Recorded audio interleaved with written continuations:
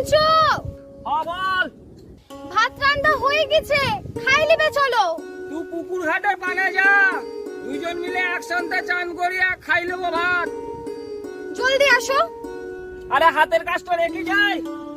আগে আসো, হাতের কাজ পরে হবে।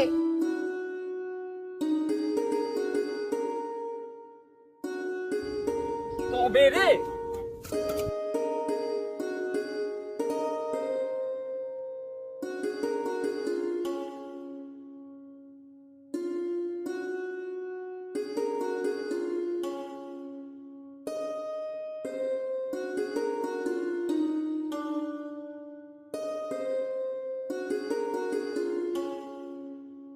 জগাদা, জগাদা, এইখানে আমি গোটা গ্রামটা খুঁজে এলাম। হ্যাঁ বল। ব্যাংকের বাবু এসে, জলদি যাও ঘরকে। ব্যাংকের বাবু? হ্যাঁ তুমি যাও, আমি মাঠ পানে যাই।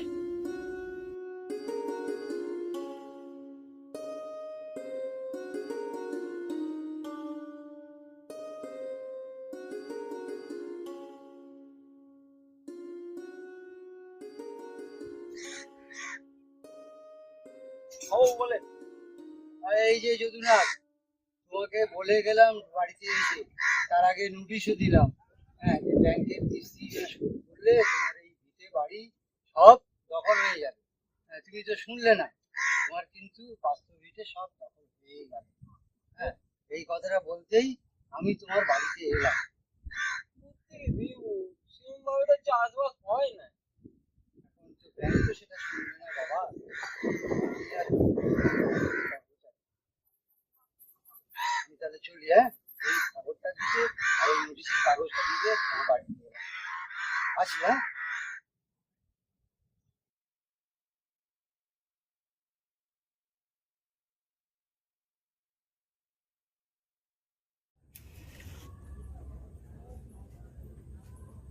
শোন না, একটু জল দিবি?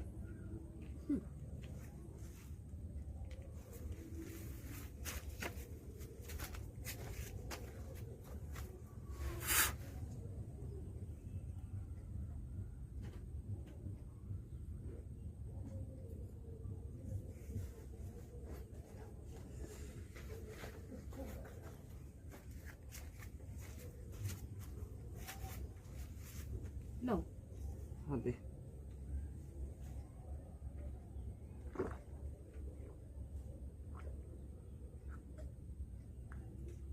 রাখি দিও দিকটা।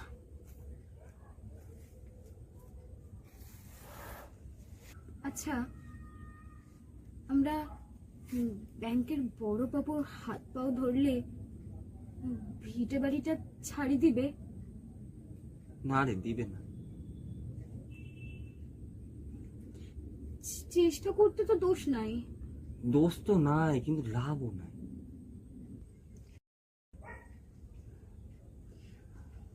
ভিটে বাড়ি না থাকলে আমরা থাকবো কোথা? তুই এক কাজ কর, কাল বাপের ঘরটা চলে যা, এখানে আমি একটা ব্যবস্থা করি, তোকে নিয়ে আসবো। কোথা যাচ্ছ? মাঠে।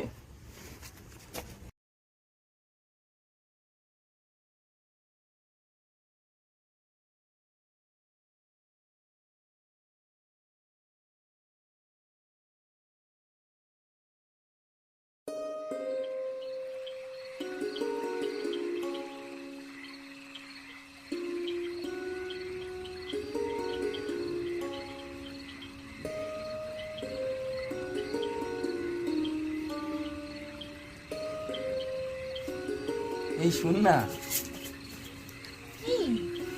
মু যখন বুড়া হয়ে যাব তখন তোকে সুহাগ করবে কে? কেন তুমি করবে? আরে মু তো বুড়া হয়ে যাবো। সারা জীবন এরকমই থাকবো নাকি? মুভি তো বুড়া হয়ে যাবো। আচ্ছা তাই?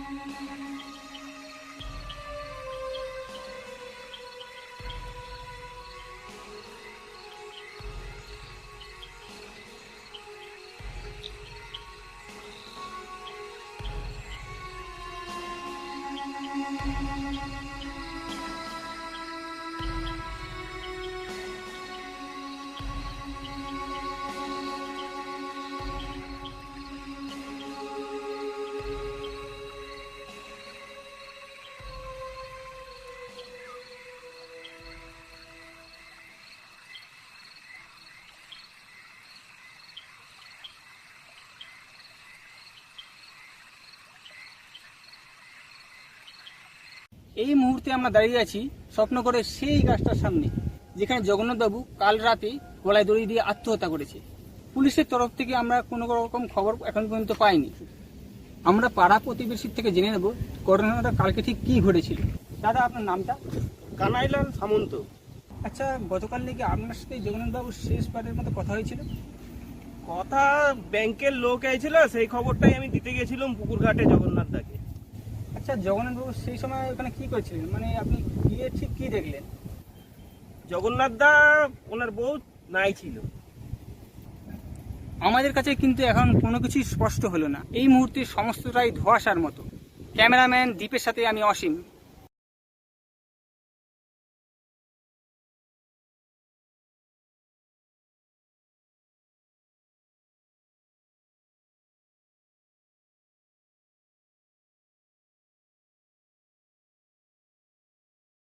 সত্যের আরেক নাম বসন্ত টিভি। আমরা খবর তৈরি করি। নমস্কার, আমি প্রত্যুষা। আজকের কুটকাচালি পর্বের হট টপিক জগন্নাথ। না, এ পুরী জগন্নাথ নয়, এ হলো স্বপ্নগড়ের সাধারণ চাষী জগন্নাথ। ব্যাংকের ঋণ শোধ করতে না পেরে সর্বস্ব হারিয়ে বেছে নিয়েছে আত্মহত্যার মতো পথ। আজকের আলোচনায় আমাদের সাথে রয়েছেন কেন্দ্রীয় দলের প্রতিনিধি দীনেশ পাল বাবু। জয় ভবানী। ভিডিও কলে রয়েছেন রাজ্যের প্রতিনিধি টিপু চাকি। নমস্কার, সততাই সব। আমার বাম দিকে রয়েছেন সনাতন বাবু নমস্কার।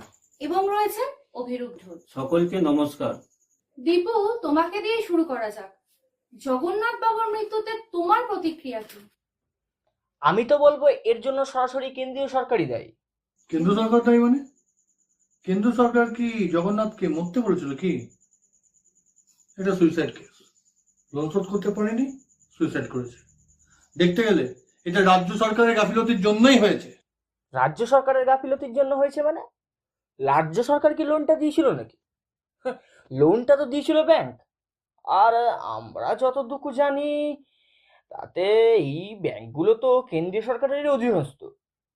তো এত সবকিছু জানার পরও আপনি বড় বড় কথা বলছেন? কি কি আমি আমি বড় বড় কথা বলছি? হ্যাঁ, আপনি বড় বড় কথা। আমি? অবশ্যই আপনি। আমি শান্তই আছি।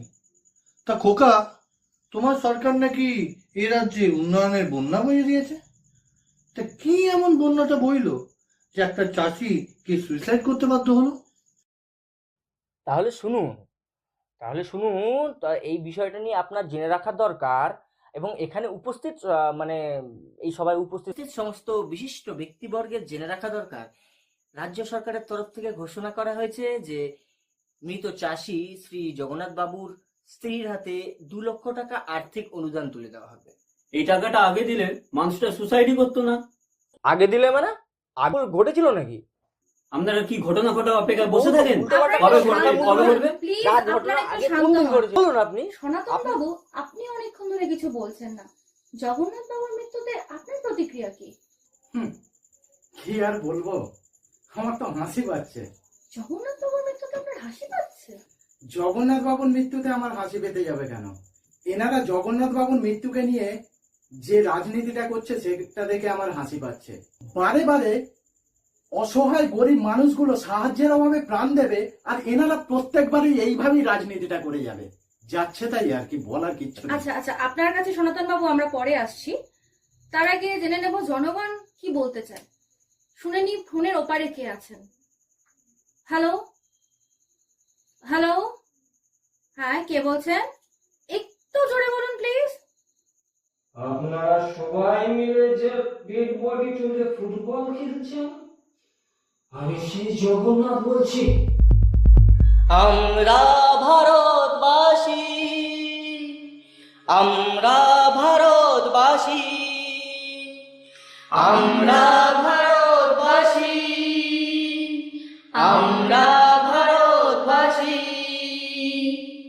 তবু কেন আজ অসহায় আমাদের ঘরের চাষি, তবু কেন আজ অসহায় আমাদের ঘরের চাষি, আমরা